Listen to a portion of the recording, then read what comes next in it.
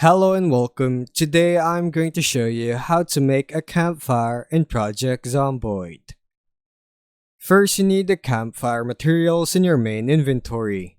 You can make this by pressing B to open the crafting menu and combining 3 wooden planks or 2 logs with any flammable items such as a twig, ripped sheet, dirty rag, book, magazine, or newspaper.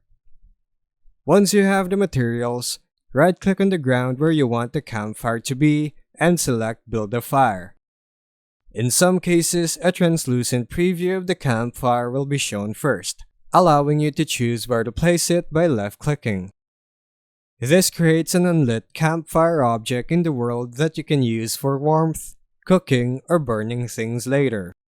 With the unlit campfire placed, you now need fuel and an ignition source.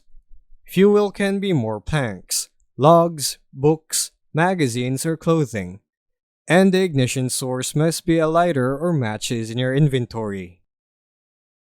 And that's how you make a campfire in Project Zomboid. Thanks for watching.